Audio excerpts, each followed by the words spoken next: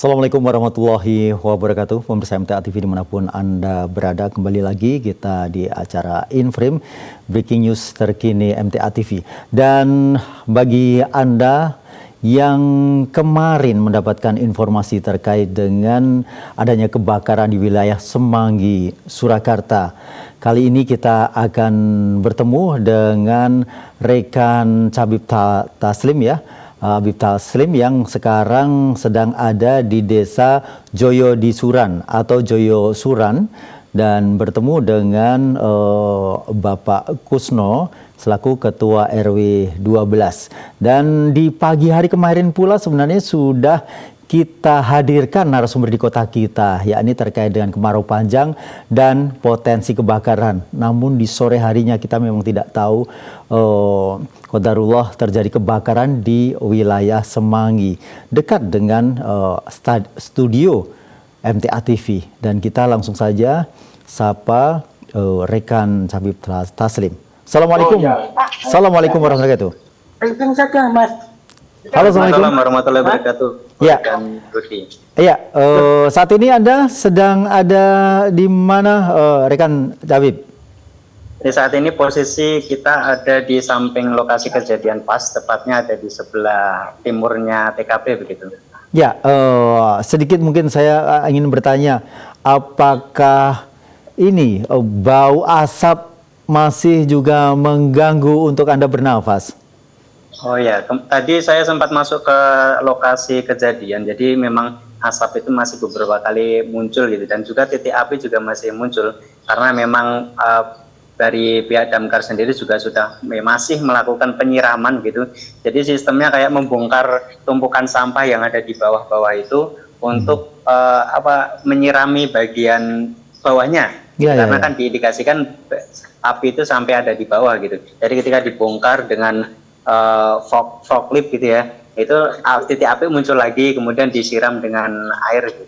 Oh, baik. Jadi memang ini ibaratnya seperti api dalam sekam ya, masih ada di dalam itu yang di sana masih titik apinya masih menyala mungkin atau membara. Yeah. Dan silakan laporan Anda terkait dengan kegiatan atau kejadian yang terjadi di daerah Joyo Disuran. Silakan. Baik, terima kasih. Untuk pemirsa MTA TV dimanapun Anda berada, untuk saat ini kami melaporkan langsung dari Kampung Joyo di Sudiran begitu, di RT 12 tempat kejadian di mana kebakaran kemarin sore terjadi, tepatnya pukul 5 sore begitu ya. Dan untuk mengetahui bagaimana kronologi dan bagaimana suasana kejadian kemarin, kita akan mengobrol dengan Pak RW 12 dengan Pak Kusno. Kita sapa beliau. Assalamualaikum warahmatullahi wabarakatuh. Selamat pagi, Pak. Waalaikumsalam warahmatullahi wabarakatuh. Selamat pagi juga. Jadi Pak Kusno ini adalah orang pertama yang mengetahui adanya kepulan asap di tempat kejadian. Jadi tempatnya ada di Gudang Rosa begitu. Pak Kusno, kemarin bisa diceritakan bagaimana kondisi awal atau pertama kali kejadian seperti apa gitu? Ya, pada dasarnya pada sore kemarin 4:30 ya, guys. Saya masih benah-benah warung, meskipun sudah jadi keluarga, tapi pekerjaan saya jualan. Jadi sore itu saya membersihkan meja, dengan melihat sedikit kok ada asap gitu. Hanya perkiraan saya seperti biasa, kadang-kadang di belakang itu ada asap, ngomong apa saya juga nggak tahu, tapi kadang-kadang sudah habis. Nah ini semakin lama kok semakin besar, dan akhirnya saya mengambil kesimpulan, saya langsung ke lokasi warga yang sebelah itu yang kena terdampak kebakaran di rumah itu, saya suruh keluar semua. Dan untuk sepanjang kali jenis ini yang ada, saya matikan semua bogenser yang ada, karena saya mengantisipasi biar tidak ada gejala arus listrik yang nyampe ke masyarakat. Dan sesudah itu kok semakin besar lagi. Akhirnya saya masuk ke lokasi TKP itu.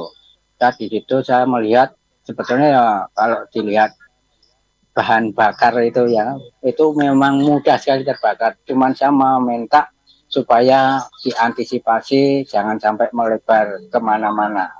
Itu memang acuan saya pertama itu. Dan sesudah itu saya disambut dengan Bapak Susmadio yang punya gudang itu, dan dia memang jujur saja minta maaf pada saya bahwasanya bisa terjadi seperti itu kan dia tidak disengaja, dia minta maaf dan berkata kalau saya akan tanggung jawab.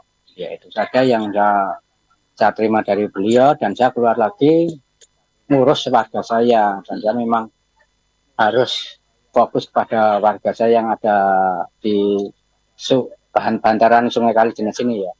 Jadi kepulan asap tebal dan api juga sudah muncul kelihatan Pak? Kelihatan, udah saya sampai berapa jam ya itu sampai di atas saya betul-betul memantau api terlalu besar juga ya.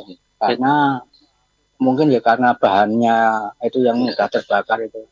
Dari pantauan Bapak semalam api itu masih dari sampai pagi masih ada atau sudah padam pukul berapa Pak? Kalau api yang masih membesar tuh hampir jam 2 tuh masih membesar ya. Tapi sesudah itu mengecil. Tapi juga tidak mati, masih kan sampai sekarang pun ini mungkin jenengan bisa lihat itu pemadam juga masih ada. Karena masih kadang-kadang keluar, kadang-kadang tidak. Saya sendiri juga nggak tahu itu api dari mana kalau kadang-kadang keluar. Kan saya masalah seperti kan nggak tahu ya. Apa itu kan saya nggak kok bisa api seperti itu kan nggak. Bukan di bidang saya karena masalahnya bidangnya di masyarakat itu. Ya, kalau tadi saya masuk emang api itu keluar dari bawah Pak. Jadi tumpukan perongsok itu kan dari bawahnya ketika dibongkar atau dibuka gitu kan api muncul lagi gitu kan. Kalau untuk apa korban atau bukan korban tapi terdampak rumah ada berapa Pak? Kalau saya tadi malam keliling dengan Mas tim dari Inavis ya, itu saya sampai pasang itu apa pita itu Garis polisi. Garis polisi lain itu 1 sampai 8, 9 plus itu yang 9 itu yang di TKP itu. Jadi yang warga terdampak ada 8 rumah Pak. Ya. Kondisi terbakar penuh atau seperti itu? Yang terbakar penuh ada 4.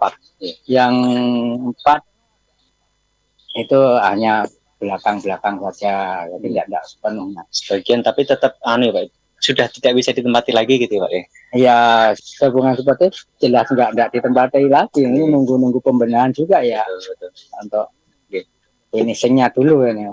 Ya kalau untuk warga-warga yang rumahnya terdampak tadi sekarang diungsikan gitu atau ditempatkan di mana? Ada 2 yang pas di lokasi rumah yang terbakar yaitu dia mengungsi di Kelurahan Pasar Kliwon. Dan yang lainnya saya kondisikan di sepanjang ini Kalijenes ini. Oh iya. Jadi nggak ada yang mengungsi di Kebus ini. Jadi berapa kakak Pak? Yang di sini ada 9 kakak. Itu yang di kelurahan ada 2 kakak. Dan yang satu lagi di Semanggi di rumah keluarganya itu yang itu dari mungkin ada tadi saya lihat ada berita agak viral yaitu uangnya terbakar itu. Berarti ada uang tabungan mungkin Mbak ya di rumahnya? Mungkin ya saya sendiri juga belum ketemu beliau karena beliau tuh biasanya kalau koordinasi sama saya mungkin karena masing-masing punya kesibukan ya. Mungkin bisa seperti itulah jadi belum bisa dapat informasi yang jelas dia atau tidaknya saya belum bisa menjawab. Mungkin bisa gambaran sedikit Pak, suasana ketika sore itu warga itu apakah masih bisa menyelamatkan harta bendanya di rumahnya? Kalau sebetulnya kalau kita mau menyelamatkan sebenarnya masih bisa karena masih ya kondisi tapi kan belum begitu membesar. Saya sendiri kan juga sempat mengeluarkan kan karena kita segap ya, ayo dikeluarkan. Cuman yang tempatnya Bu Sukot itu tadi mungkin karena dia ada 4 kakak tuh janda semua. Jadi hanya ketakutan terus ditinggal. Mungkin bisa seperti itu. Yang penting nyawa selamat dulu Pak ya. Amin. Dan sejauh ini belum masih tidak ada korban jiwa Pak ya. Kalau saya lihat dan saya pantau sampai sekarang saya belum dapat data yang korban jiwa. Korban jiwa jelas nggak ada. Ini sama harus meluruskan ya. Belum nggak ada korban jiwa. Kalau mungkin masyarakat down itu mungkin bisa karena tahu api dan asap seperti itu mungkin takut juga. Baik. Kalau tanggapan Pak terkait apa relawan atau petugas yang melakukan pemadaman atau mengantisipasi ini kebakaran ini seperti apa Pak? Maksudnya ya sudah oke gitu ya? Ya kalau untuk pelaksanaan event seperti ini, bukan event ya, ini karena kejadian ya, bencana ya. Ini memang semua sergap. Ini saya lihat kemarin tuh dari Damkar ada berapa kabupaten gitu. Bukan Solo Raya keluar semua. Ini betul-betul sergap. Cuman ya sedikit itu tadi, kalau untung saja tidak melebar ya, cuman hanya itu saja. Kalau kemarin misalkan tidak sergap betul, bisa terjadi di wilayah kami ini kena semua. Ini di belakang rumah saya ini fokusnya yang mudah terbakar itu ada busa, ada peralon, banyak sekali di belakang. Tapi mungkin kesergapan dari tim damkar itu ya mungkin jangan sampai melebar terlalu luas lah. Ya kebetulan saja anginnya saja ke utara, jadi nggak begitu apa ya terkena dampak yang di selatan ini. Jadi kalau untuk pemirsa bisa kami gambarkan bahwa deretan rumah ini di pinggiran kali jenis ini memang berbatasan langsung satu tembok gitu ya Pak? Iya. Dengan gandeng gitu dengan gudang rosoknya gitu. Jadi karena kemarin anginnya itu ketiupannya itu menuju ke arah utara, sebelah utara ke selatan. Jadi yang kena dampak 8 rumah tadi itu ada di sebelah sana. Jadi yang terbakar atapnya dan juga yang rangka-rangkanya rubuh juga Pak ya? Enggak. Rumah cuman masih cemantol ya. Ada yang kalau yang rubuh itu yang gendeng-gendeng itu. Oh iya. Jadi memang perabotan rumah juga beberapa ada yang terbakar juga. Iya. Jadi begitu rekan Rudi, bagaimana kesaksian dari Ketua RW 12 di Kampung Sudiran gitu?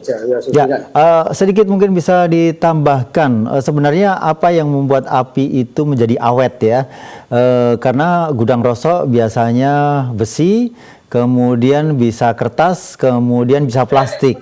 Apa yang membuat gudang rosok itu menjadi awet untuk pemadaman apinya, kemudian luasannya berapa khusus untuk gudang rosok itu sendiri, sehingga apakah benar semuanya sekarang kita bisa tanyakan ke Pak RW-nya bahwa apa gudang rosok ini isinya apa saja Pak? Maksudnya kalau mudah terbakar bukannya besi? Ini ada beberapa macam yang namanya rosok ya. Jadi itu ada kayu-kayu, bekas kursi, bekas meja, terus besinya itu bekas seperti besi yang putih itu Stanley dan lainnya seperti busa banyak sekali juga.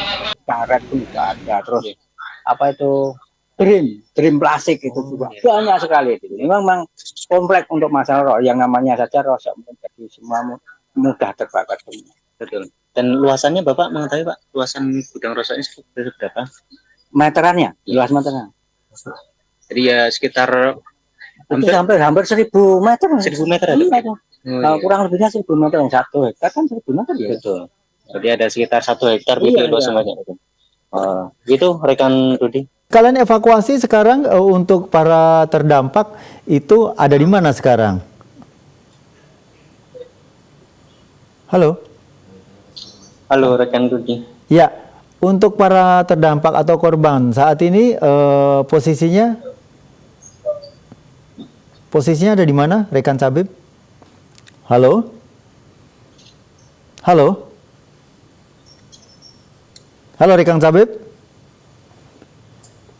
Baik, pemirsa dimanapun Anda berada, sepertinya kami kehilangan kontak dengan rekan Cabib.